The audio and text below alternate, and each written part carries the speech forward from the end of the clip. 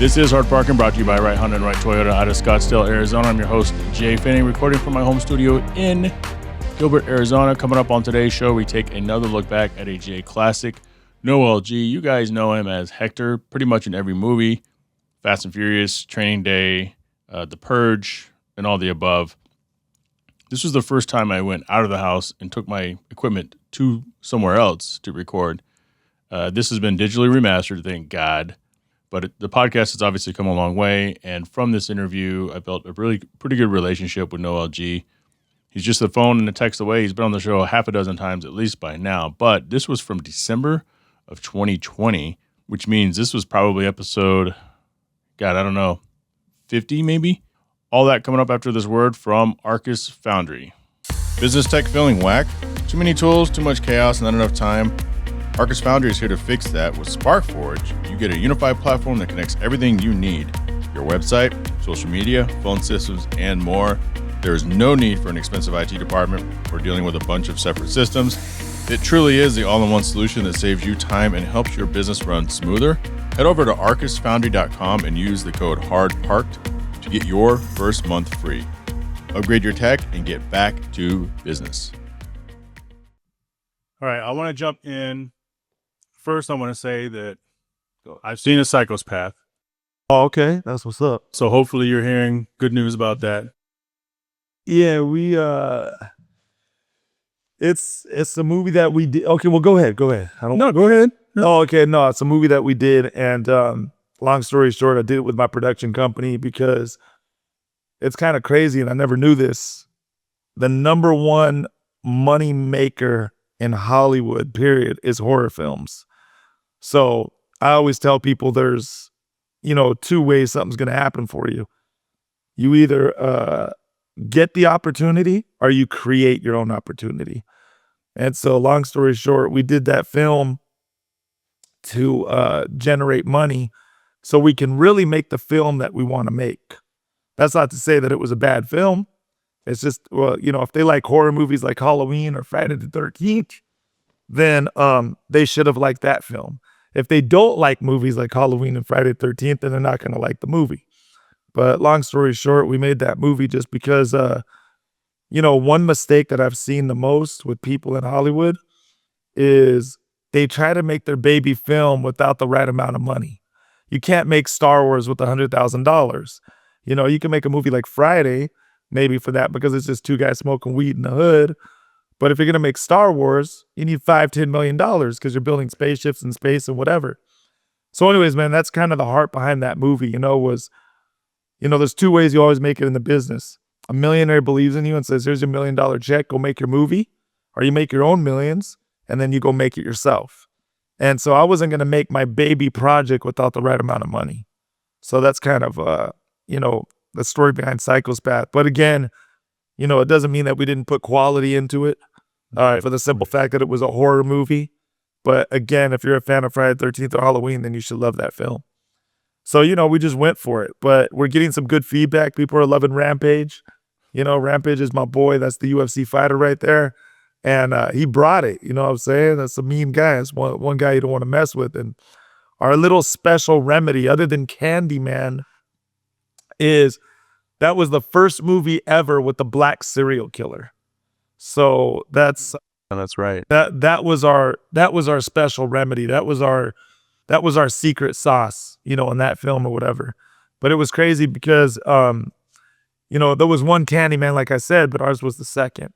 So, that was cool, man. And that's available right now. People can check it out on Hulu, Tubi TV, Amazon Prime, pretty much everything but Netflix. Yeah. What time is that? Maybe it felt like a 60s or 70s. Yeah, it was kind of throwback. Yeah. It was sure. Late 60s, early 70s. I would say early 70s. And I like the film because I got to play a different role. I play a cop. I got a full head of hair, no mustache, no goatee. I played a whole different role, because I like actors who could play different roles, not just stuck into one role or whatever. But yeah, Psychopath, man. Check that movie out. Good horror film if you like to be scared this Christmas. It's a good one to put on the list and, just give it a watch. And by watching that film, you helped me get a little closer to my dream, so I try to give something for something so I can make something happen. Cause I believe in the old school method where, you know, in hookups and business wise, scratch my back, I scratch your back, you know? So that's a whole different talk right there. But Let's jump there real quick. What is your dream? well, my dream is basically helping people. You know, I wanna help people, and you know, if I got to get 100 with it, I want to help people serve the Lord. You know, right now I haven't been the greatest example of that. Uh, you know, my marriage messed me up, so it's been rough. But the ultimate goal is to come back 100% full in integrity with God and serve the Lord and lead people to God and let them know that Jesus is, you know, really the true way. But that's just my opinion. I never push my belief on someone else. Right. They decide to hear or not hear. Right. I respect, you know, everybody, to each their own. But if they were to come to me and ask my opinion, how are you doing it? How could I do it? That's the answer that I would give. I feel that. So you've been in a lot of different things, and then like my people, which I consider the car people, know you as one, and then there's other people out there that may know you from something else. Like, what do you think you're most recognized for? Well, you know, I'm cursed with the name Hector, man. Right. I say it as a joke, but it's not a joke. I'm starting to think it's my real name. Everywhere I go, I'll be in a mall, I'll be like, Hector. I'm like, what's up, man? Starting to think I got to change my name on my ID, right? But long story short, man, and that's not, you know, that's all coincidental. It's not like I'm calling my manager, and if I'm not Hector in this next movie, then I'm not doing the movie. Right. It just happens to be that every project I go out with, 80% of them in the script is named Hector. And so, you know, if it's not broke, don't fix it. So I just kind of like it now and kind of kept it as a trademark because it's working and, you know, whatever. So I don't even look like a Noel. I look like a Hector in real life, you know, so I keep it. But yeah, long story short, what I get recognized the most for is, you know, Training Day, of course, Fast and the Furious, Bruce Almighty, The Purge, Anarchy, getting a lot of recognition off of that. You know, The Walking Dead, my TV show, The Fresh Off the Boat, and just little things here and there. Sometimes people will bring up movies that they just pull up out the woodworks, and they're like, yo, gee, like, I remember you from Party Animals or, you know, Harsh Times or so. I'm like, what? Like, I trip out on that. I'm like, damn, like, all right, like, you know, some of those movies didn't get its fair roll of dice, you know what I'm saying? But people catch them. This movie I just did called Boy Called Sailboat, where I played a father, is a whole different role for me, you know, getting a little recognition off of that by the kids, because that was a kid movie. And, you know, so I get recognized here and there, but I'm on a medium level, you know. I'm not like Kevin Hart of The Rock, where I can't live a normal life, you know. I'm on a medium level where I'm able to live a normal life, and sometimes I get recognized, sometimes I don't, you know. If I get recognized, I do. If I don't, I'm a normal person like everybody else. You know, I've always come in just normal, and, you know, I deal with it when it comes. So you're more the guy where, man, I've seen you in something. Or like we were at Wright Toyota a few months ago, and a guy asked, he said, you look familiar. And I go, no, I forgot what I said, but you kind of chuckled about it. So you get more of those. I've seen you in something. Yeah, I get a lot of people that, you know, you see one cholo, you see them all. Right. So I get a lot of people that are like, you know, hey, did I go to high school with you? Like, dude, my cousin looks like you. Or, you know, people will be like, hey, were you in Walmart like 2 weeks ago? You know, I get stuff like that sometimes. It's funny because they can't figure it out because I dress like this. You know what I mean? Like, I don't care. Like, I just dress normal, whatever. So it's just funny, you know. Sometimes you deal with, you know, I've had some funny fan moments, you know, in other words, but it's a blessing, you know. But like I said, I never say anything. If I get recognized, I do. If I don't, I don't. I'm a normal person like anyone else. Speaking of Walmart, do you ever get recognized for those videos you did back in the day? Were they Walmart when you were doing the instructional videos or the training videos? No, I don't, man. Those were like 30 years ago, you know, and I don't get, I never really got recognized for any of those, to keep it real with you. I never have, you know. That'd be some bizarre shit, though. Yeah, that would be kind of off the cuff, man, because I did a lot of videos, like, they're called industrial videos, and I did videos for, like, you know, hospitals where I was the patient that the doctors were operating on. And that was an instructional video to show doctors how to work on a patient, So I've done things like that. I've done, but I started developing this, bad guy reputation. So like when I got hired for like, the Walmart training videos for security, it was like, this is what you do if you see someone stealing in the store. And I was the one stealing like the CD. Loss prevention. Yeah, loss prevention and stuff like that. So it's kind of funny. I've done it all, like when I was first starting out as an actor, I did it all from industrial videos to infomercials, to things like that before I started getting, television stuff and movie stuff and so on. You've also been really open on all these interviews that I've watched about admitting that some movies suck, and I'm glad. I wish more people admitted that, but the paycheck doesn't, which leads me to the following. So you would tell a story. So your first gig was a Taco Bell commercial, which unsuspecting, and people can look that up or we can jump into it a little bit. You get your first check afterwards, right? You thought that maybe somebody had fucked up on some shit. Now, do you just, are actual movies, do movies work the same way, or do you get paid all up front for the movie, or a little bit of both? No, it's movies work the same way. It just depends on what you do, but you learn. So when you do an independent movie, for example, it's kind of funny because I always make a joke that's a joke but not a joke. I say if all the promises that were made to me were kept, I'd be a billionaire, not a millionaire. I'd be a billionaire. So you learn how to protect yourself, And on independent movies, you hardly ever, ever, ever see the back end money. If you happen to be one of those people who pays me the back end money, then hallelujah and amen. And you're the first person to do it out of, 500 people who didn't do it. You know what I'm saying? So you learn how to protect yourself in business. And I never say I know everything because I don't know everything, but I've been very fortunate to know enough to learn how to protect myself in business so you don't get screwed, And so when I do an independent movie, you take more of the money up front because you know that 99% of the time you're not going to see any of the movie on the back end because, people just haven't paid out or pay you on the back end. And, with studio films, you don't have to worry about that, though. Everything's legit. Studio films, you get paid for doing the film. Right. Plus you get paid when people watch it, rent it, and you get residual checks. Like, for example, Training Day and Fast and the Furious, Bruce, these are all movies I did, 20 years ago, Right. And I'm still getting checks to this day. Now it's lunch money, of course, but, back then, because everybody's seen it, rented it, watched it, whatever. So it kind of works now where, all the money, the home run is in the starting, and then the money fades because as the movie gets older and watched so much, the checks get smaller. So that's kind of how it works with the payment in Hollywood. So you get your first. Hollywood's scary. Hollywood's scary too, because Hollywood's scary because sometimes you work, then you don't work, then you work, then you don't Right. work. We got a real nerve-wracking job. You know what I'm saying? Because our job, we don't get fired from and we don't quit. It starts and it ends.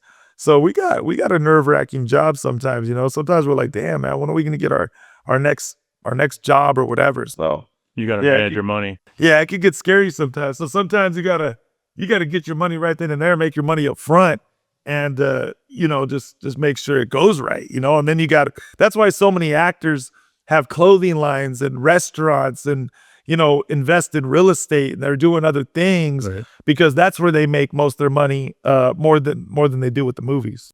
You get your first huge check, like let's say Fast and Furious, right? Because that movie is it's iconic now. What's your face like? Take me back to that time when you get this check. No, Fast and the Furious saved me in a way, because How so? it saved me in a little bit of a way because before Fast and the Furious, I was living the street life. I was, stealing cars and robbing houses, and I was doing knucklehead stuff. And then when I did Fast and the Furious, I made so much money, I didn't have to steal anymore ever again in my life. Now it's crazy because back in the early days, like I used to be stupid. Like I used to steal like a pack of gum or a Snicker bar or whatever, just because I really at the time, couldn't really afford that stuff. And I could afford it. I take that back. I don't want to go too extreme. I could afford it. I just used to take it because I just did that stuff, right? So I'd buy like a bag of chips and a drink, but I'd put a Snicker bar in my pocket. But now I've been very blessed. And now it's at a point where I can't even steal a pack of gum because I have the money to pay for it. I feel so guilty.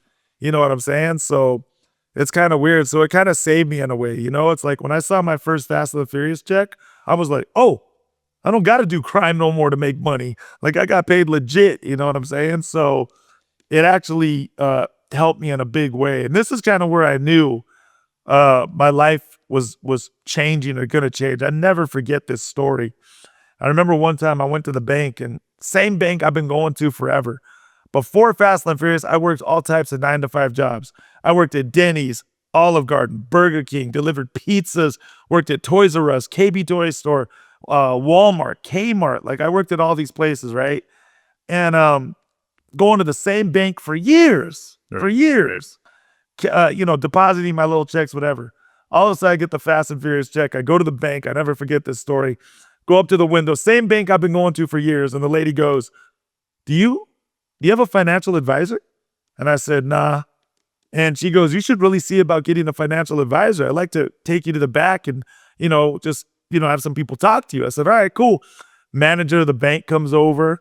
The other guy comes over. They all introduce themselves. They do their spill. They tell me how I should invest my money and what I should do with it. And I let them, try to sell me like I'm listening. I'm hearing them out. And then when they were all done, I go, you guys are all funny. I go, I've been coming to this bank for 6-7 years, been depositing my checks, and all of a sudden I'm depositing a fat check, and now all you guys want to come out the woodworks and introduce yourself? I go, you guys are fun. I go, F all you all, man. I go, put my money in the bank, bro. And then I left that bank, and it was just so funny, So that's why like the house market fell back in the days, because they were doing quantity over quality. Right. So all these personal experiences have taught me so much where, before I mess with anyone in business, I do a heart check and a personality check first, because I like to know who I'm helping and why, what the purpose is, what their gift is inside of them. And long story short, so Fast and the Furious, the reason why I say it saved me is because, when you get experiences like this in your life, it teaches you so much to realize and how to operate with people going forward in the future. You're not a G until you're a G. You're only a G when you've been through some stuff, made some mistakes, or, counter those mistakes and overcome them in order to know what's up, to be the G that you are. Facts. So moving forward, you can not make the same mistakes again and be like, yo, man, I did that last time, G, but it ain't going to work on me this time. You know what I'm saying? And so that's what helped me in knowing how to deal with people and the heart of people and the purpose of people, because helping people is the most awesome thing in the world. But you can't at the same time allow yourself to be taken advantage of. You know what I mean? And who you help. So I could give many examples of that. But anyways, man, that's what the money took me in a different sin though. It helped me because Mike Tyson made a comment, and one of his most famous comments was, rich too soon, smart too late. And that's exactly what happened to me. I didn't know how to invest. I didn't know how to save money. Right. I didn't know what to do with money. I had no clue. I just got a bunch of money and I was loving life, and I can't say I didn't have some great moments. Sure. You know what I mean? Like at the club with, the girls on the table and the bottles and the limos and whatever. But it taught me and shaped me and molded me into how I operate today. And so that's why I say Fast and the Furious really helped me and saved me. It saved me in so many different ways for the simple fact that it showed me what not to do now. So how old were you during that time? 20 something. I was 22, 23. So the current you, if that situation were to happen again, do you think it'd be the same? Like, so, like, if I could go back in time and talk to myself, yeah, I would tell me, slow down, save the money. Through age comes perspective. Yeah. Invest, be wise, use wisdom and be careful. Know who your real friends are. because, when I had that money at the time, I had an entourage. Oh, sure. I had all kinds of homies, and where they at now? And now there's only like, to keep it 100 from back then, there's maybe only like under 5, that are still around today that were the real ones. I've been fortunate to have some real friends in my life. And I always tell people too, like, I'd rather have one real friend than 100 fake ones. And that's something very important to me. So there are some people who are still around to this day, and you remember little things, like one little thing I remember and I never forget was, so it was funny because back in the days, everyone always used to complain about driving. Everyone like wanted to get drunk and not drive. So because I had money at the time, I go, okay, I'm gonna fix that problem. I'm gonna get us a limo. Everyone show up to the house, park your car. We're all gonna jump in the limo. Now everybody could drink and no one has to worry about driving because we got a driver and let's just have fun. And that limo bill became pretty expensive. I was getting the limo almost like 3-4 times a week. My friends know what's up. They were there in those limo days and I was paying for it all, right? And I didn't care because I just wanted to have a good time. And I knew what not being able to not having money was, whatever. This is, 20 years ago, whatever. But and there's more checks coming more checks coming. Money's rolling in. Like I'm living life. And what ended up happening was I never forget one of my friends one time behind everybody's back came up to me in private and said, "Hey, G, I don't got a lot of money, but I know that you're always spending all the money on the limo every single time we're in a limo." And he goes, "This time I want to cover the cost." He goes, "Let me pay for it." And he didn't even have the money to do that at the time. He did it because he knew that I kept on paying for it. And when that happened, I never forget that because it hit me. It was like, wow, man, like this dude's broke, but because he realizes I'm paying all the time, he wants to step up and be like, "Let me cover the cost this time." And I thought that was one of the most awesomest things in the world. So, he got taken care of more than the other people later because I knew his heart was in the right spot, but sometimes we didn't have the means to do it, Right. but he did his best to do it. And now in this generation, we live in a give me generation. Everybody wants, but they don't want to work for it. Yep. They don't want to prove themselves, worthy of earning it or having it. And the reason why people progress in life is because of integrity. You're a man who says what you do. You're a person who says what you do and all these different things. And even if your word is late, you still do what you say you're going to do. And it's just funny. We live in a funny world now. It's the respect and discipline, not a lot of it, but a lot of it has went out the door. And it's a whole different world now, that we're in. Yeah. And when time's getting harder, people are more scandalous, right, cutthroat, and it's crazy. It's crazy. You brought up an excellent thing about working for it. And one of the questions that I have for you is, so this is podcasting, and there's a lot of people who jump in a podcast and they do 3 or 4 episodes and they start looking for sponsors. Like, hey, when do I get paid? When do I get paid? Like, what would you tell those people based on what you just said, essentially? Like, you got to put the work in. Like, right now, what is your message to everybody starting out podcasting, looking for sponsorship money from day one? I would say, first of all, if you're doing it for money and money alone, not out of your heart, that you're doing it for the wrong reasons, period, anyways. What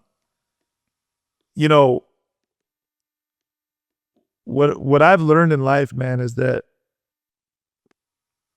when you do something from your heart, for real, and it's about the relationship and the people, you don't got to worry about what's coming back to you because it's going to come back to you in the right time. God is never going to give you anything if he can't trust you in the little. If he can't trust you in the little, he's not going to give you a lot. And so if you're doing it for the wrong reasons to begin with, you're probably going to crash and burn. You do it for the purpose of the reason why you're doing it. Even on Shark Tank, they say, figure out what the problem is and come up with a solution. Everybody wants the solution. Everybody wants help. It took me 8 years to get my first movie. But I did it because of heart and passion that wouldn't stop me because I just love doing it so much. And I didn't have to worry about the money. The money came with it. So I would tell people, the podcasts that people are going to watch anyways are the ones that are genuine and real. That's not to say that a funny, entertaining one can't make it either. Sure. But so I don't want to exclude that. But I think a podcast that changes someone's heart and someone's way of thinking and renews the person, kind of giving the hopeless hope, would go much further in the long run than one that just made somebody laugh for a quick second, in my opinion. And we all got our own opinion, but I'm now at the point where I want to help change lives. Right. And you can't change a life without renewing the heart and the mind first. And, a lot of that comes from God and his word. Well, actually, all of it does. And that's what I'm trying to say now, like I really changed as a person. When I was younger, I was a cool guy and I was humble and I was happy-go-lucky. I was always, cool with everybody. I've never been, even when I was drunk, I was the happy drunk. I wasn't the one who wanted to fight, I was always a happy drunk and just loving life. But through that experience, I've learned that it's more about people and wanting to change their heart. And it's funny, a lot of people say you're brainwashed. Well, my brain needs a washing from everything that's happened in the past. I'm at a different point now in my life. So I would tell people that are starting out a podcast, before you even engage, do it for the right reason. Do it for the genuine purpose of the project, of what it is you're trying to do and the message you're trying to get across. And dirt will stop itself, and genuine and good will continue to flourish. You know what I'm saying? So just is what it is. But I'm all about the people now, man. I really changed, man. God has renewed my mindset and has pushed the refresh button. And I just want to help. I want to see everybody succeed. I even made a comment when I first got into this business because I started noticing it. I said, there would be no hate in this business if people understood that there was enough room for everybody in this business. That's it right there. So that's what I tell people, man. There's a lot more to that, but that was kind of a hard question and a little caught off guard, which is good. I like that. But I like being challenged because it helps me in my life also as well. So, but yeah, that's what I would say in a nutshell right now. That would be my nutshell answer to that question. So you said before, and that was a good response too, by the way, people got to put the reps in, they got to do the reps, and you help enough people get what they want. I know it's very cliche, but eventually you'll get what you want. You were asked before in other interviews, and I'm not going to ask you, but in a sense, by answering this, it's kind of the same thing, about being typecast. You had a really good response about not caring about being typecast because the work is the work, right? Like, where does that come from? It just comes from real life, like if I'm not going to do it, someone else is going to do it. You know what I mean? And there's certain things that I wouldn't do and I would do as far to a character of a movie that I play in, just for the simple fact that to each their own, no judgment, no, but like Dave Chappelle said, like you watch Dave Chappelle's YouTube video, he's like, you ain't gonna put the black man in the dress. Like, it ain't gonna happen. Like, yep. And they were telling him like, this black guy did it, this black guy did it, this black guy did it, but I'm the black man who's not gonna do it. And I'm the Mexican Latino guy who's not gonna do it. Like, I'm not comfortable in a dress. I'm not gonna wear a dress. Yeah, I wouldn't play a person, right? I wouldn't play a gay guy. No judgment. I got gay friends. In Hollywood, you learn how to make all kinds of different friends that are real, genuine friends of mine. We shared these things with each other before. No judgment, but I just won't play a gay role. I won't wear a dress.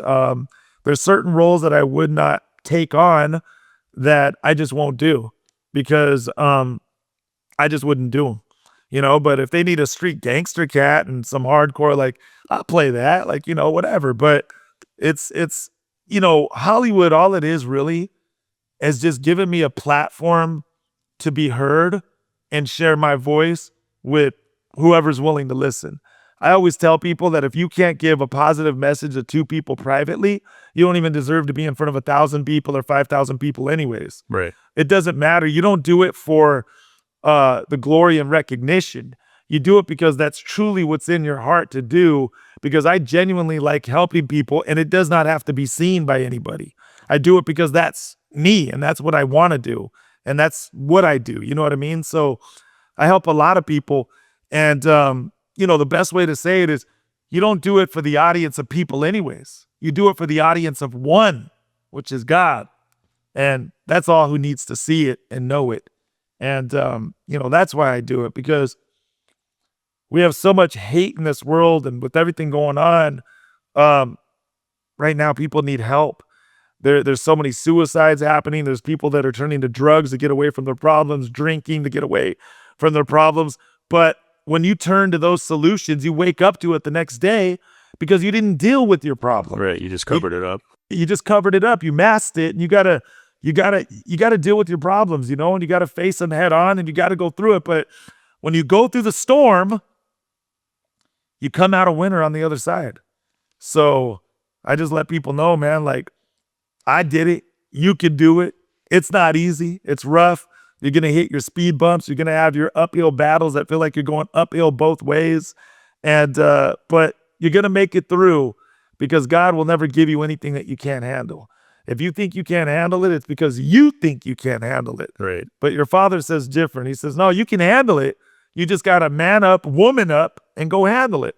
And once you go through the excuse my French, the shit and the dirt and the filth, you're going to come out clean on the other side and be a winner that you were meant to be. And those are the stories that make people strong, for the simple fact that you end up being someone else's strength.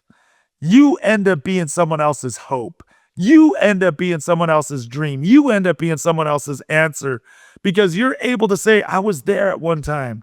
Right where you're at right now, I myself thought I wasn't going to make it. I myself thought I wasn't going to come through. But look at me. I came through. I made it. This is what I did. I did A, B, and C. And you could do it too, man, and be where I'm at.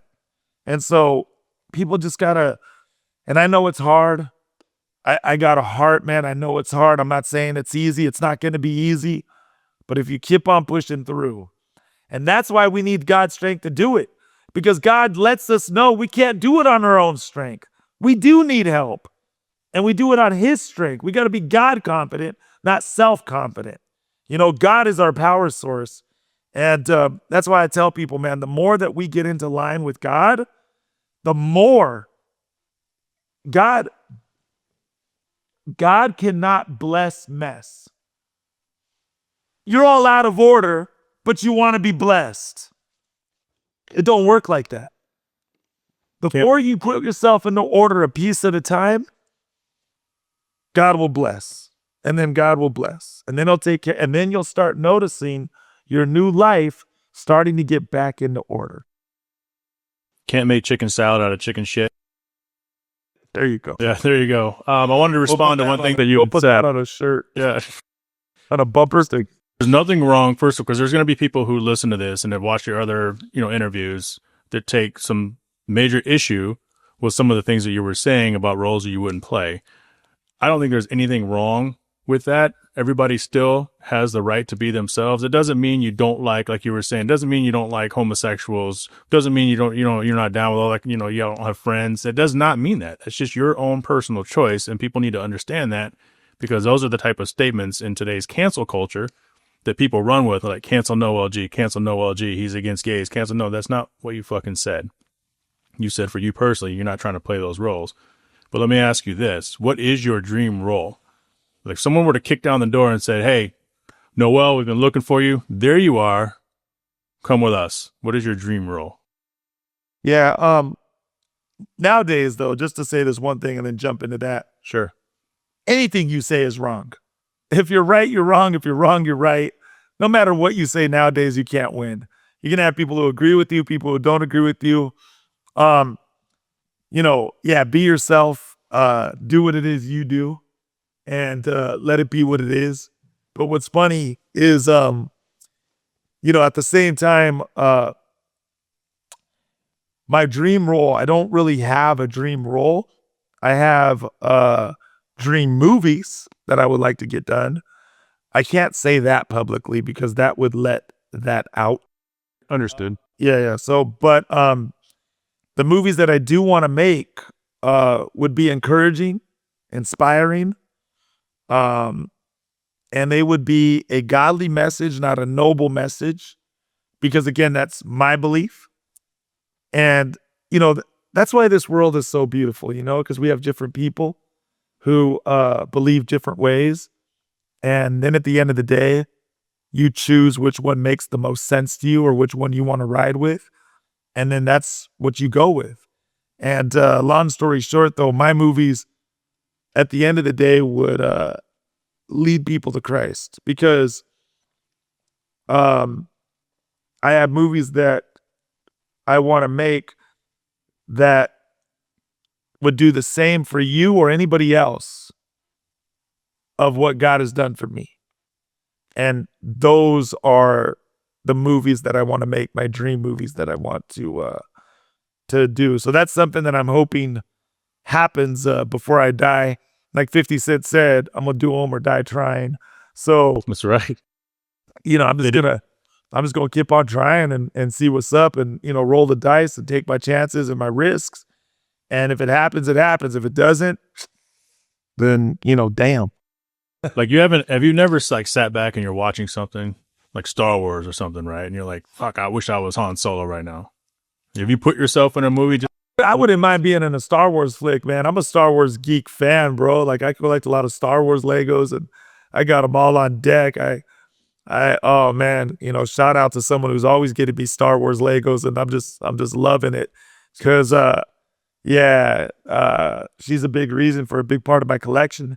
And long story short though, I would love to be in a Star Wars movie, Sometimes I make a joke. I'm like the Mexican Samuel Jackson, That guy's in everything. He's in everything. Yeah. Jurassic Park, Star Wars. I'm like, damn, I want to follow his footsteps. But long story short, I wouldn't mind being in movies like that. Of course not. I would love to. I'm kind of like, I would love to do anything because you only live one life. So I would, of course, love to have an opportunity to do this or that, that is something different out of, just a street movie, So I would love to do movies like that. I just did one recently with my boy Chris Voken's The Catalyst. And that's kind of a different movie, futurized and kind of like, Star Trek, Star Wars. Is it out yet or not yet? Yet? But, okay. That's going to be dropping soon. And that's kind of in another world. That movie's like in another world. So I would say that's a good flick, like something. But yeah, I would love to do stuff like that. Speaking of recent stuff, before I move on, because we're going to talk a little bit about you coming up, in your childhood, is watch The Tax Collector. Tax Collector, man, with my boy David Ayers, Conejo, George Lopez up in there, Shia LaBeouf, Chelsea Randon's up in there, Bobby Soto. That's a movie you got to check out. That's on the bucket list. That's one of my last movies that has just come out. I was blessed to have done something before COVID, have it come out during COVID. And so that's another movie, put that on the list. Check it out. I've been grinding with my boy David Ayer for years now. And, he's a big part of my career. He's always remembered me and, kept me afloat and just, shout out. So that's what's up. Movie was sick. So you worked at a convalescent home in your late teens, and you've told this story in other interviews. Tell our listeners what the question was so they don't have to go back and dig. There was a question asked for people 65 years in age or older that resonated with you so strongly. So they asked everybody over 65 years and older, if you could go back and change something about your life, what would you have done differently?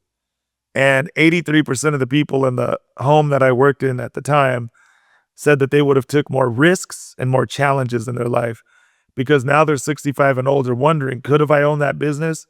Could have I owned that clothing store? Could have I became that rapper? Could have I became that actress? Could have I became that actor?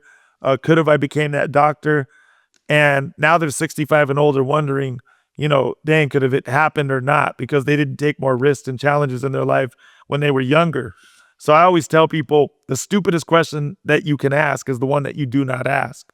So take risks, take challenges in your life, go knock on doors, hustle, grind. A closed mouth don't get fed. Have the gift of gab, have a personality, be loving, be out there, be a problem solver, not a problem. I always said this in other interviews too, and I'll just give a quick recap here for this one. Please. When you go to work and if you say, I'm sorry I'm late. I'm sorry I didn't take care of that phone call you asked me to take care of. I'm sorry I forgot that email. I'm sorry I forgot to do that fax. I'm sorry I forgot to pick up what was needed in the supply room. You just become a sorry worker. And nobody wants to work with sorry people. They want problem solvers, not a problem. And, that doesn't keep a business moving forward. So at some point in time, you cannot be sorry. You got to just do. And that's it. And, there's no way around that. If you get away with what you get away with, then you got one hell of a boss, So why did that mean so much to you to have heard that from those 65 and it meant so much to me because of the simple fact that whenever you're young and you have something implemented in you, put in you, deposited in you, you can't output what you don't have deposited in you. And so long story short, it meant the world to me because it made me a risk taker. It made me challenge myself. It made me go knock on doors because getting to have that blessing to hear that then made me say, I don't want to be one of those people. Here's all these people right here who are mad or disgruntled are hating life because they don't know when they failed or they didn't make it and they settled. Regret. And no, not me. I got the chance because I was able to hear not only one, all of their stories of why so I said, fudge that. I ain't going to do that. I go, I'm going to go out there and do it and not be one of them. You could say fucking this later. Yeah, I know. I feel you, man. I do cuss, man. I do cuss, to be real with you. That's why I said, ever since 2015, I've been back and forth with God, one day, devil. And that's a whole nother speech. But anyways, what I tell people, man, I just keep it real is God, it's the hardest thing in the world to serve God because of certain things you have to give up in life. But anyways, to jump back to your question, that's why, I've been able to, hearing that, I've been able to make my dream a reality. I've been able to push forward and be a go-getter and say, you know what? I care less. I got nothing to lose. I'm doing it. And that's where I got where I'm at today because I pushed forward and I said, fuck it. And there it is. There it is. It's my cuss word for you. So I did it. And, here I am.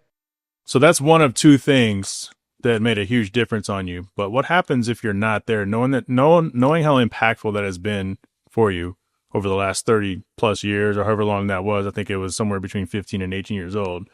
If you don't hear that message, where are you today?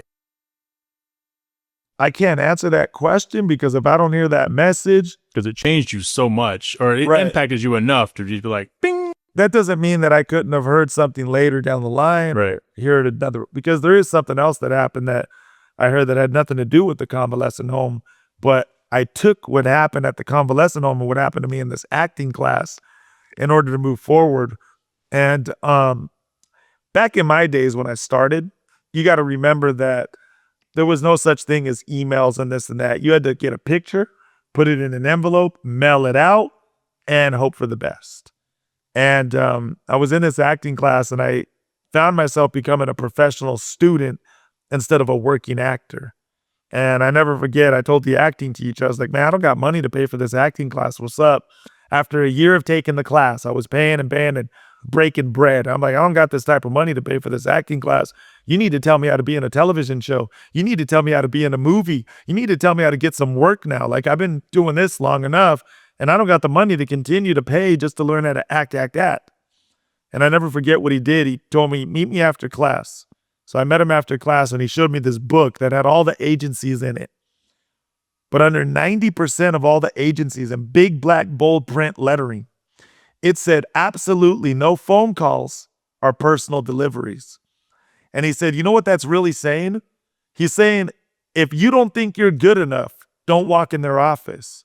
So I had to look at that a different way. Sure. So what I did was I took down all the agencies from lowest address to highest address on the same boulevard, and I just went in their office, and I had my headshot, my picture, and I was like, what's up, man? My name's Noel G. I'm here trying to be an actor. And someone like, get the hell out of the office. We don't do it like that. But others were like, I like your courage, man.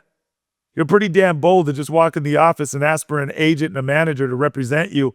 But you know what? I like your courage. Let me see what I could do for you. Before you know it, I got an agent and a manager, started getting sent out on auditions, started booking jobs. I had students in the classroom asking me, Right. how the hell you get in a movie? How you get in a TV show?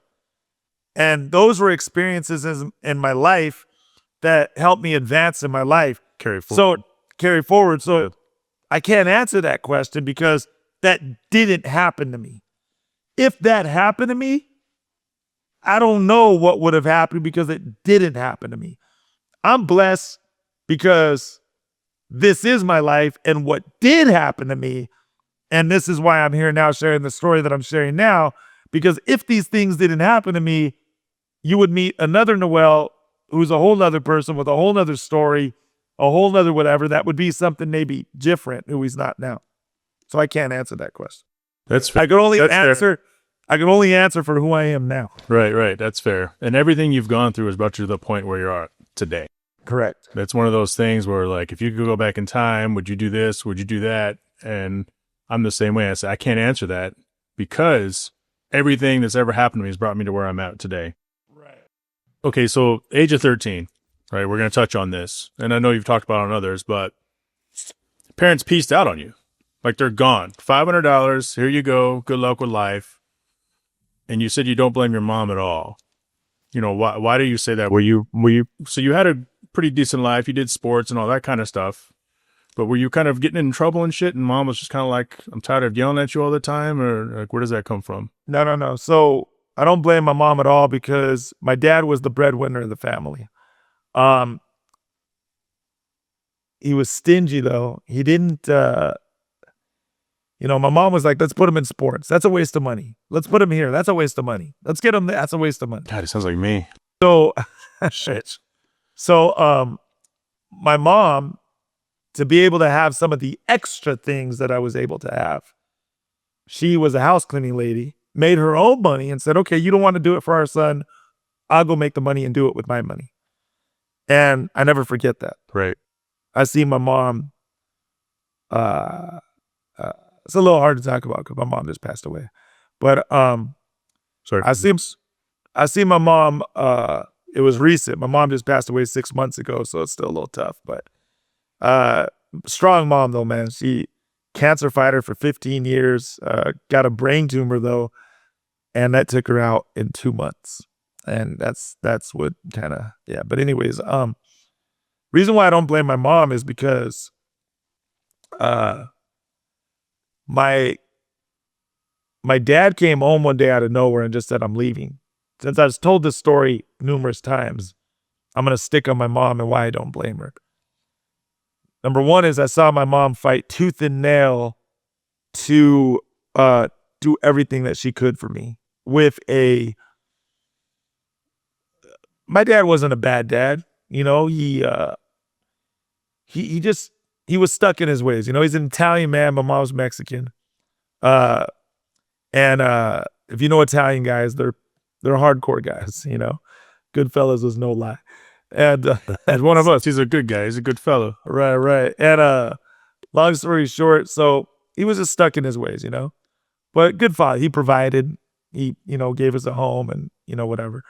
But when my dad came home and said, I'm leaving, I call it the 2 weeks of hell. My mom fought tooth and nail, like, what type of man are you? Who are you? What are you talking about? What do you mean you're leaving? Right. Reasonable questions. And I was there, exactly. And I was there for the 2 weeks. I witnessed all of it. My mom fought tooth and nail Like, you're crazy. Don't leave. What are you talking about? Are you serious? I heard them arguing. I'm in the bedroom next door. And my mom was crying in the 2 weeks while my dad was really executing this plan. He's selling the house. He's putting up stuff in storage. He's packing. And my mom is like, who have you become? And I saw my mom fight so hard for me, for my dad not to leave us.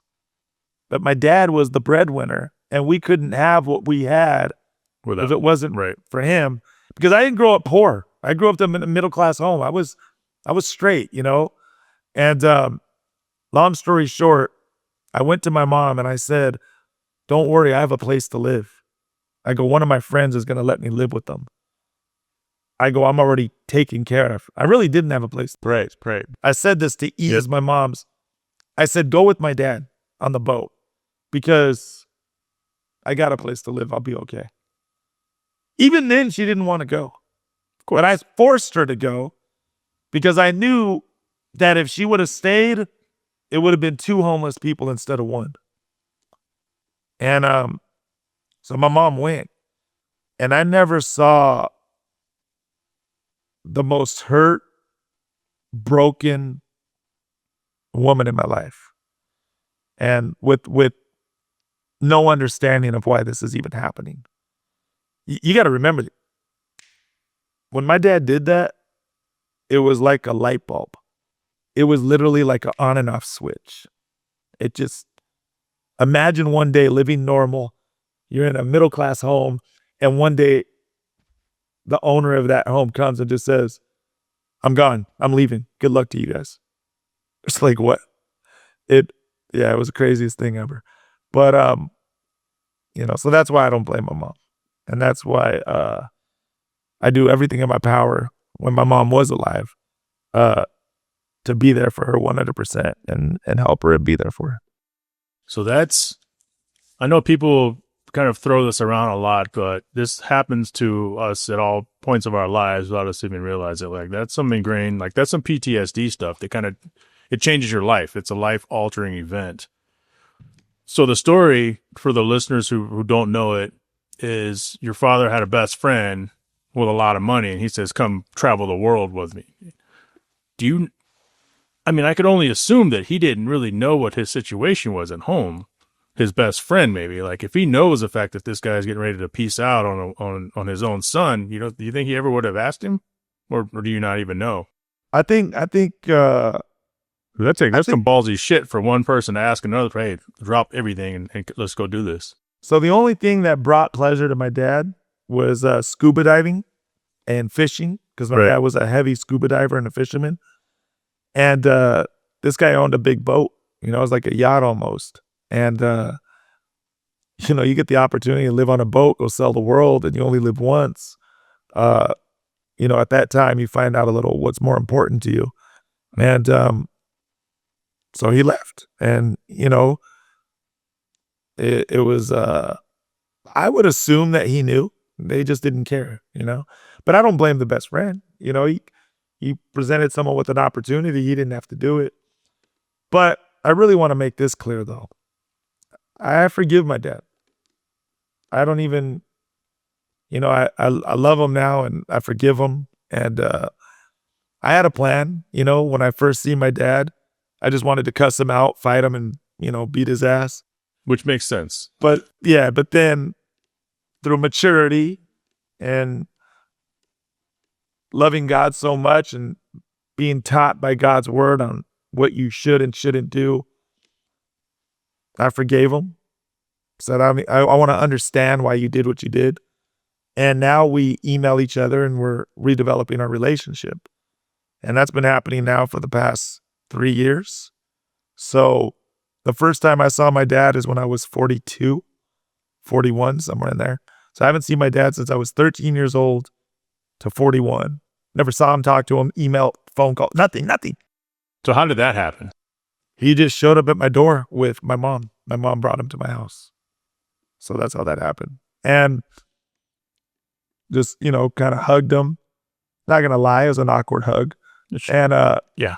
And, we talked, and I just said, I'm hurt by what you did, and it is what it is now. But I said, I'm a different man now, and I just want to understand. And I go, Dad, I'm not even mad at you. I don't even worry about it. Like, let's just start over. And we started over, and life goes on. I don't know if I would rather, because I don't know. My father just passed as well, in October. I was adopted when I was a kid, Oh, okay. 4 years old. That's a tougher love. I have a life book. It is. I have a life book, and I have some photos, but no photos of this guy. I have no idea where he's at. Right.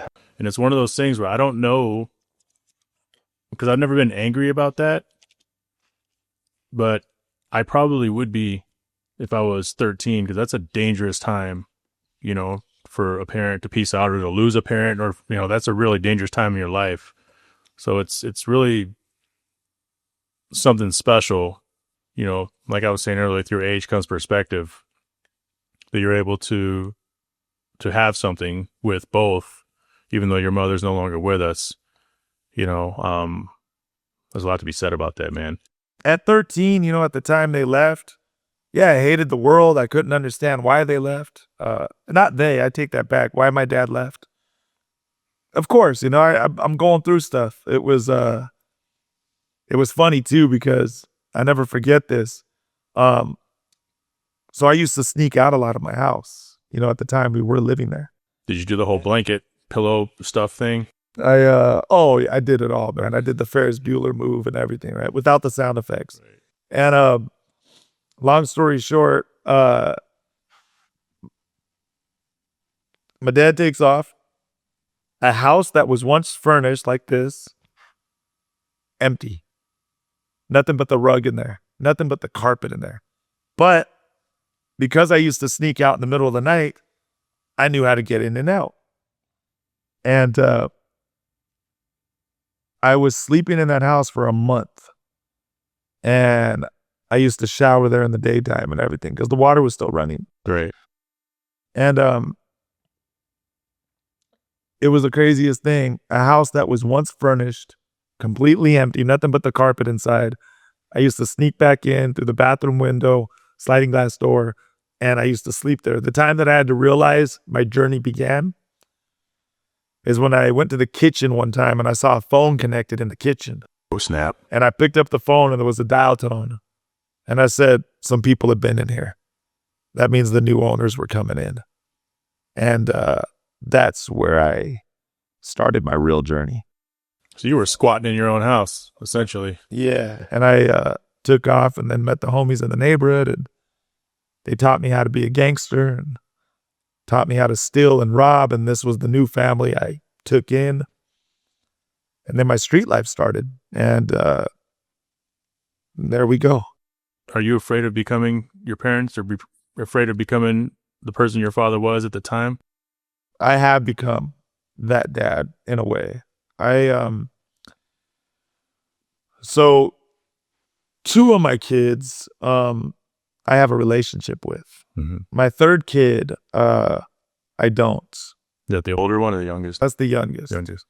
And it's a long story. Right. I don't blame the kid at all. Yeah. It is not the kid's fault at all. But, and there's no excuse for it, actually, to be real either. I'm pretty open because I just don't care.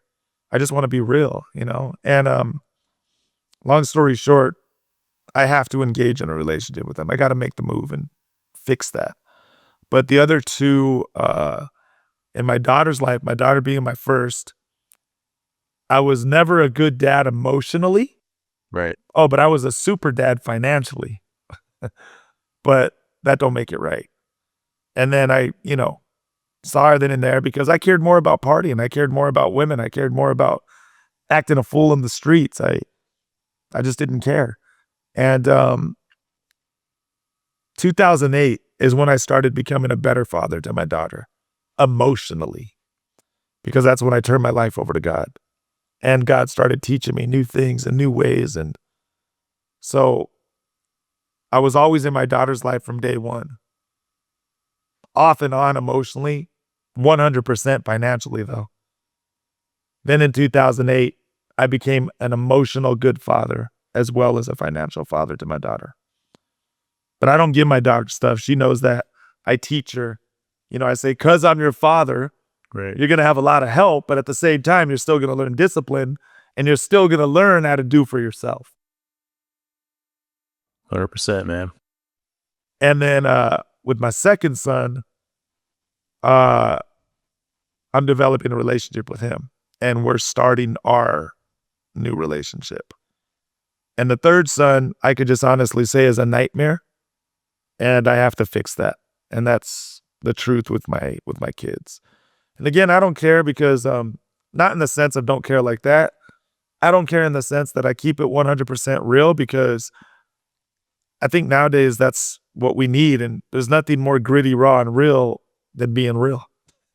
So I let it out there and hopefully you guys could learn from me to not make the same mistakes. I always tell people, reading a book is reading someone else's mistakes and someone else's life. Right. So you don't have to make the same mistakes and have the same life to have a better life. You kind of fast forward yourself. And I always say the student should become better than the teacher because the student has all the knowledge from what the teacher taught, but then they have their own life experiences as well. So every teacher should become better than the next teacher. And, that's just the way I believe. So yeah. First off, I would say thanks for sharing all of that. You said there's no excuses, but one thing there definitely is time. Time kind of brought you and your parents back together, and we're able to get some closure with that from as a child. And so there's still time, man. There's still time, which is good. No, and thank you for that, and I appreciate that. And I appreciate that, and thank you for that. I am gonna fix things in time, and everything takes time, but it's how you utilize your time too. What you put your time into and what you don't put your time into. So it's recognizing that as well. So I am gonna come back strong and finish great. Unless I die in between that on an accident or something. Well, hopefully not, but we have a hell of a good story then. So over your years of acting, 30 years, going back to I guess the last 20, right, with Fast Furious, that's when everything really started going forward. Have you met people on set that you've become like good friends with, or is this kind of like everybody's independent contractor and maybe you work with them again, maybe you don't, but you don't really? A little bit of all that. Made some great friends, some acquaintances, some we're cool with just when we see each other again. Vin Diesel, for example, is the reason why I came back to part 7. So gotta love him. Vin Diesel wanted me back in the franchise, and so I was able to come back to part 7 because of him putting in word and bringing me back.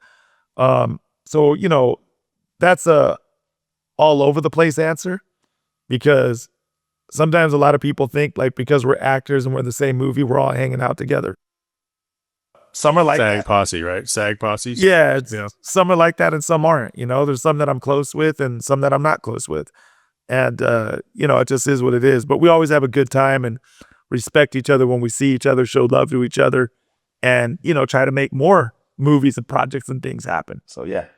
Without naming names, is there anybody you've worked with where you're just like, this person is an asshole? I don't. Yeah, I can't name names on that one, but there's some people that unfortunately have allowed Hollywood to get to their head, right, or fame get to their head, and they treat people nasty, and I've seen it right in front of my face, and it's, I don't know, I don't want that reputation following me around. So I'm cool with everybody. I always say something is right. You're gonna have to be the bigger man. I mean, I wouldn't say it that way respectfully. Right. It's just who you are. It doesn't make you a bigger man. It just makes you who you are. But in my opinion, right. I get what you're saying and how you were saying it. But I would just say, I always make a joke, if you never disrespect me, you never meet Noel G part 2. And that's how it goes. You don't want none of that sequel smoke. So you don't want none of that shit. So yeah, but I just try to be nice to everybody, man. Like it's right. I just want to respect everybody. I'm about helping people and respect. And even when I wasn't in that mindset back in the early days, not helping people, meaning like not helping them the right way, not helping them the right way, giving them the right advice.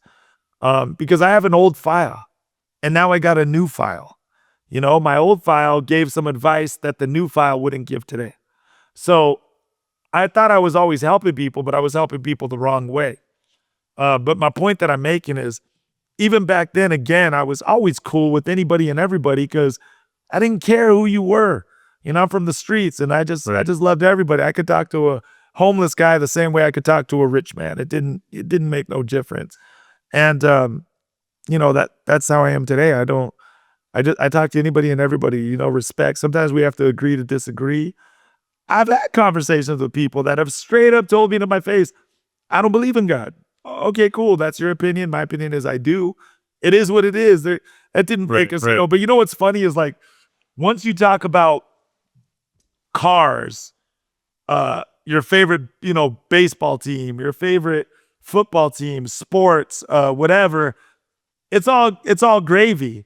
But once you talk about your belief, that's what, other stuff, real stuff. That's where all of a sudden it gets kind of funny. And, so I've had those conversations, but then it's always come down with certain, just an agree to disagree situation. And I respect what you believe. You respect what I believe. But, hey, so you still want to go to that ball game together or not? All right, let's go. Right. So it just is what it is. No, screw that. You're not cool no more. Right. So you said it took, let's go back a little bit. So it took you 8 years to get your first big gig. Yeah. Right. What's the lowest of the low during that 8-year period? Meaning what? When you say that lowest of the low, for you, like, right? Because first you do your Taco Bell commercial and you're like, I'm on my way. And then you realize you have to work all those different jobs and you keep working. I mean, there had to be at least some time where you're like, fuck this. I'm done with this. Yeah. It's, the lowest of the low for me probably is when I was locked up, when I was doing dirt in the streets. I did 4 years, but that was off and on years. So I did a year straight. And then when I got out, I did another 8 months, but I was only out for like 3 months. And then I went back for 8 months fighting the case. And then being on probation, everything you do is a violation. So I got 6 months sentence here, 6 months sentence there, 3 months sentence there.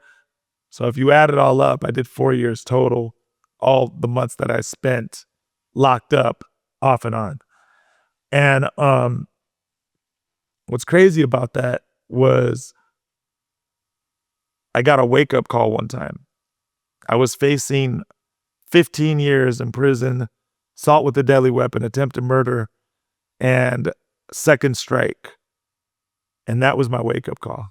That's where I realized, man, I don't care how tough you are, how tatted up you are. No one wants to be locked up in a 2-man cell. And I don't, at least. And I always tell people. I don't either.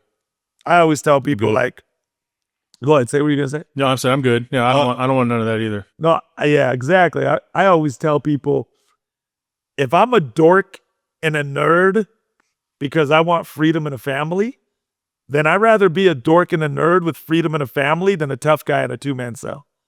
So that's how I answer the question. So that was my lowest of my low, meaning that was my wake-up call of like, I don't want to be locked up. And the street life, it's the most iconic answer, but it's the truth, is death or jail. Right. And long story short, I don't want to be none of those things, man. I want to be remembered for something great. I want to be remembered for helping people and guiding people the right way, and being a man of God. And that's why I share my real struggle, because I let other people know that serving God is not the easiest thing in the world. And you're going to have your ups and downs. You're going to have one day God, one day devil, one day God, one day devil. Because I remember when I was in integrity with God and married to my wife at the time, we made a joke. We're like, hey, we're serving God. Welcome to the boring life now. And it was just, it was a joke, but it wasn't a joke, but it was, because God is exciting. Don't get it twisted, but you get the joke of what I'm saying. So, the lowest of the low is when I didn't care about my life no more. And there was a time, to keep it 100, that I was suicidal and didn't want to live no more. a lot of people, they're funny, man. Like they see the movies and the money and the bling, and they think like, oh, that guy has it all together. And there's so many people who don't have it all together, even though they have everything in the world. Yep. They don't. You got to be heart in your right and in your mind. And you learn different things in different people. You know, my boy Richard Montanez, the guy who created Hot Flamin' Cheetos, love that guy to death. I love him too. Now I know that 'cause that's my favorite. Yeah. That's I just had That's it it. before you got here. But he made a comment, you know, that don't tell people that money can't buy you happiness. It can buy you happiness. Don't tell me that if I didn't give you $5,000 cash right now, you wouldn't be a happy camper. But the happiness will fade. Right. How do you find real, true joy that will last you forever? You find it in Jesus Christ. And so it's things like this, man, that you learn, that you hear, that you take in, and that's who makes you who you are today. So for me, the lowest of the low is when I wanted to quit in life, give up, commit suicide, because I thought nothing in my life was worthy of happening or is happening. But then there was a day, a light bulb switch that kicked on, and I said to myself, that's not the route I want to take. That's not the statistic that I want to become. Let me overcome that. And that's when God gave me the strength to overcome it and get through it. And I'll be real, man. It was one of the hardest times ever in my damn life. It was at a time where I thought nothing could ever save me or pull me out. And I got pulled out. Here you are. And here I am. Here you are. And that's why I'm saying, man, that's why we get to be someone else's strength and someone else's hope. If you're not someone else's strength and hope, then you're with them in the shit. And you could be, or it's up to you to decide how strong you're going to be and how much you're going to fight. And that's why, you know, I always tell people, and it's kind of funny, but just to do a demonstration, how much do you got in you? Right. How much are you going to keep on going? Yep. Until one day you just give up and say enough's enough. And me, I got a lot of that in me. I'm going to keep going. So yeah. My man just startled me a little bit. Hey, you want to He jumped. let's jump into some lighthearted stuff before we wrap this up. You game? All right. Yeah, I got 15% left on the phone, so I want That's plenty, man. we make it before it. We will. Oh, go ahead. So you say you used to, well, now you drink on and off. You used to be a heavy drinker, but not so much. So what is your drink of choice today? What is Noel G's So drink of choice? when I was in integrity with God in between 2008 and 15, 100% full integrity, I went from demon to angel overnight. I quit drinking. I was no longer a male slut. I quit gambling. I quit fighting. I quit putting myself in atmospheres that were easy to fall into sin. Mm-hmm. I can't say I didn't cuss, but what I can say is I didn't cuss in 7 years, 90% of those 7 years. I changed my way of speaking. I changed my language. But I did cuss in those 7 years, but I kid you not, it was like 10%. Now I cuss like every other word. You can see how I control it in an interview, obviously. But, you know, when I'm talking freely, I cuss a lot, you know? But in an interview, I try to keep it as clean as possible out of respect to the viewers and certain viewers who are watching and like that. So I went from demon to angel literally overnight, like this, like black and white. And that's not to say I was better than anyone or anything. It's just I made a choice. Personal choice. I made a personal choice to serve God and to be in integrity with God and to do things that God would have me do, not things that Noel would usually do. Because if you accept God into your life truly, really, there should also be a change in lifestyle. There should be oh man, before God, you were like that. But now that you're serving God, who are you now? You're becoming someone new. That's why you're reborn again in the flesh, because you renewed your heart, renewed your mind, renewed your way of thinking, renewed some of the old things that you used to do. That's why we love God so much, because he's someone who helped us in life to be someone different in life from who we were in the past. And so then, and I'm answering the question. But I always set everything up because I want people to understand why I answer a question on why I answer the question the way I answer a question. So what ended up happening was, not going to lie in front. Again, I'm keeping it 100. My marriage tore me up, bro. That was another low point in my life, losing my wife. It really tore me up bad because I lost a good woman. And I tell everybody straight out, it wasn't her fault at all. I was the piece of shit, not her. That was a great, fantastic lady. You know, when they tell you, you have a girl who's great, don't lose her? That's exactly what I did. I lost a good lady. And long story short, it messed me up. And the Bible says, when you stop serving God, you go like a dog backs to its vomit. Yes. You go back to what you knew. And that's exactly what I did. I went back to what I knew, which was the old Noel. Gambling, male slut, cussing, drinking, hanging out, acting a fool. The only thing I didn't go back to, by the way, was smoking weed. Right. I haven't smoked weed since 2008. But I did go back to drinking, though. So anyways, now I drink off and on. Now I drink here and there. But my drink of choice is Corona. And it was funny, dude, when the coronavirus came out, everyone was like, coronavirus. I was like, no, dude, what do I got? That's all I drink. Right. And then I found out that wasn't it.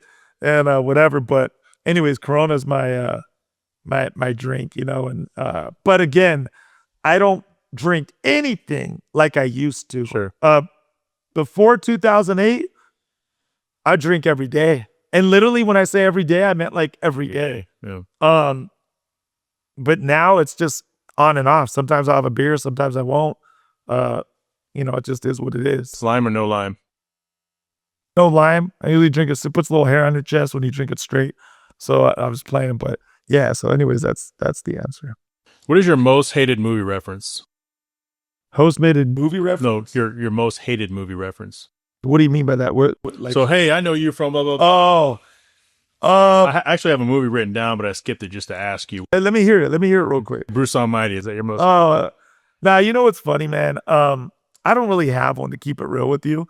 It is kind of funny, though, because there's not one day that goes by that I don't hear Bruce Almighty, hey, the monkey. It's hard to laugh at that joke 15,000 times when you heard it 15,000 times.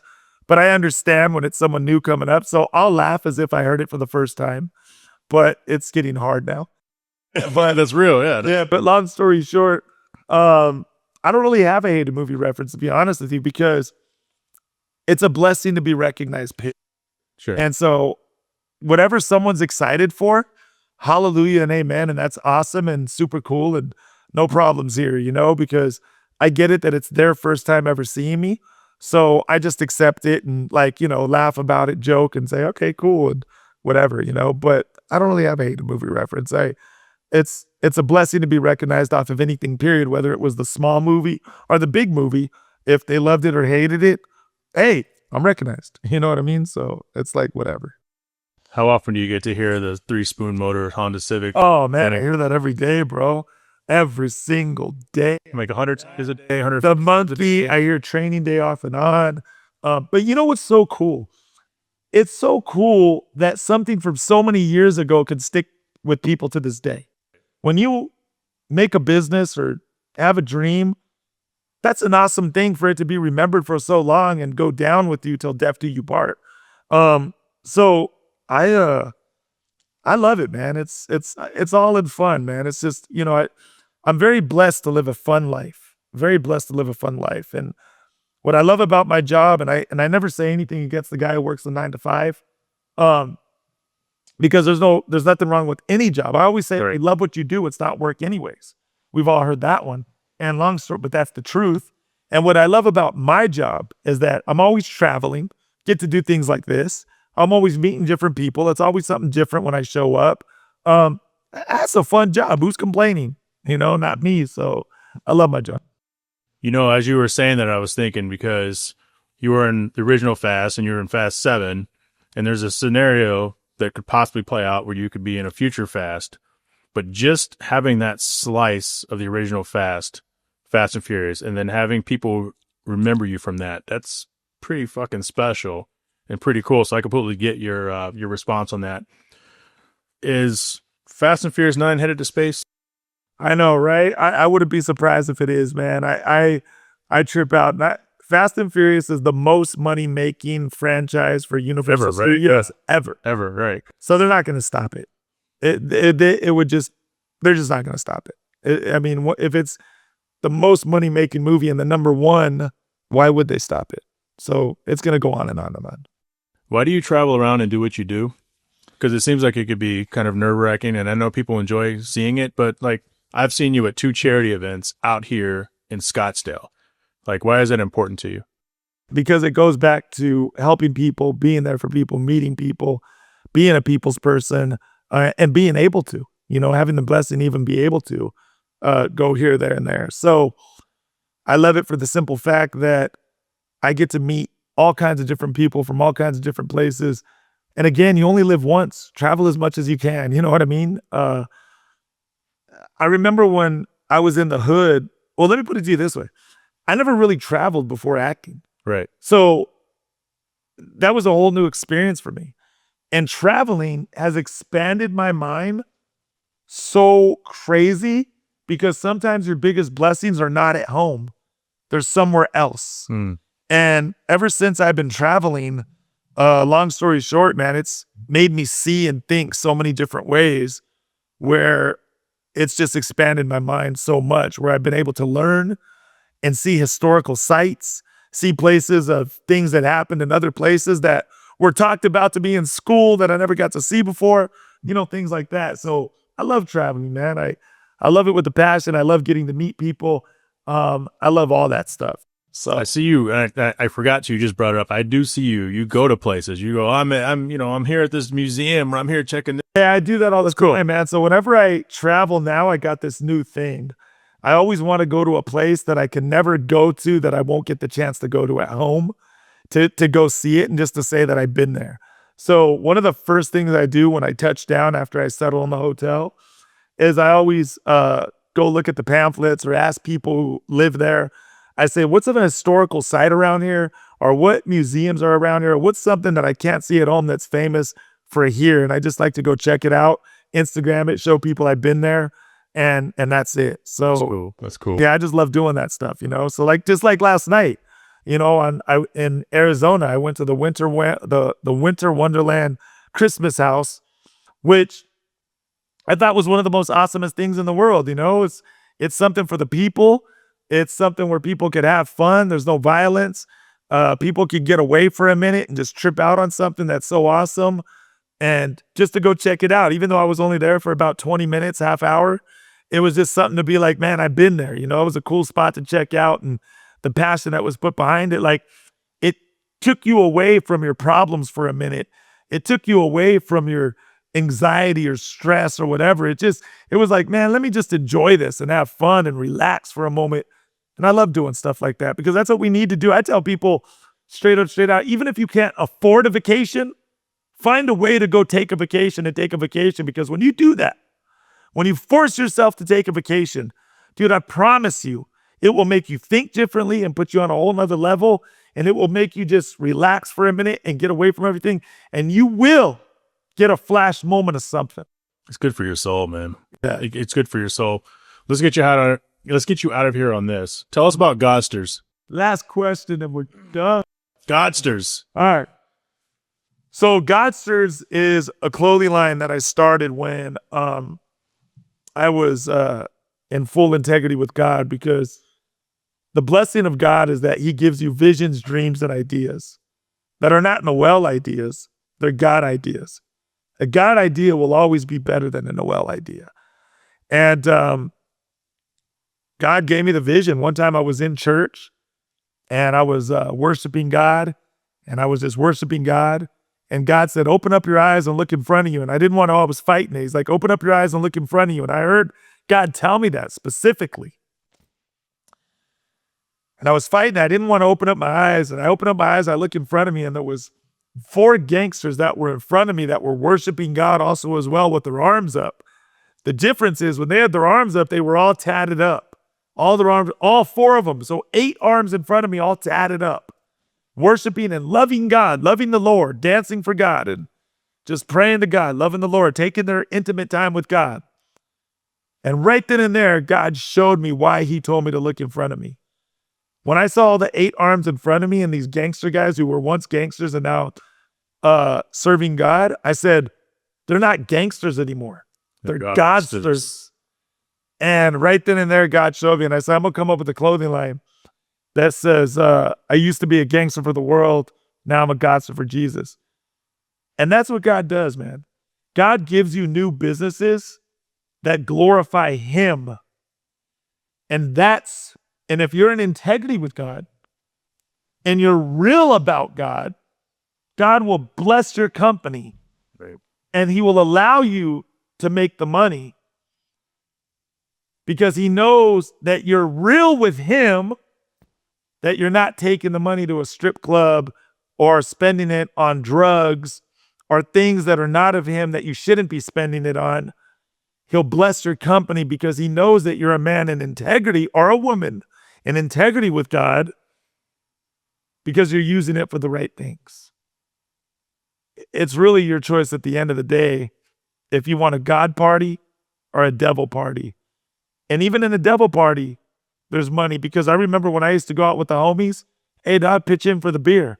Hey, pitch in for the hotel. Mm-hmm. Pitch in for the gas on the car. So do you keep the devil party going or the Godster party going? Godster party is, let's continue paying for this church so we have a place where people could come and hear the word of God. You forgot one. Pitch in for the strippers. For the strippers on the devil party. Yeah, on the devil party. Yeah, not the God party. Not and the God's. There's a lot more. Right. But I'm just making a point. So Godsters came alive at the time that I was 100% in integrity with God and when God was showing me things left and right. And that's why I know God is so real. Because at the time I was in integrity with God 100%, not claiming perfect, never saying I'm a perfect man, but at the time I was in integrity with God 100%, God has showed me not only so many different dreams, visions, and ideas, but he showed me ways out of different things that I never thought I could get out of. And so these are all the reasons why I love God so much, because I've seen God truly bless my life and work in my life as my father/creator who has always directed me the right way, not the wrong way. So, yeah. That's Godsters with a Z, Godsters.com. Z. You guys need to go check that out and pick up some Godsters gear. Yeah. So, my last words would be, you have to get to know God first. And I would say, don't even trust him right now. Don't even worry about trusting him. Just get to know him. See if you even like him after getting to know him. Then when you get to know him, you make the decision if you trust him or not. And what do you do when you trust someone? When you start trusting someone, you start loving them. And what do you do when you genuinely love someone? You don't want to hurt who you really love. Yeah. So I would just tell people, just get to know God for now. Don't even worry about trusting him. See if you like him or not. See if you like what he's telling you as a father, your creator. See if you like how he's guiding you. See if you like how he's solving your problems. And then after that, you'll start to realize, God, you work. You're my father and you're telling me what's best for me because you care about me. You'll start to trust him more and more and more, which will eventually make you fall in love with him. And then when you truly love him, he's what will keep you straight, and you'll not want to hurt him because you don't want to hurt who you love. You can hide it behind man and woman's back all day long, but you can't do nothing in private hiding it from him. So my last words would be, spend your intimate time with God the way you would with your wife, the way you would with your best friend, the way you would with your brother, because only you know the people you know personally by spending that personal time with them.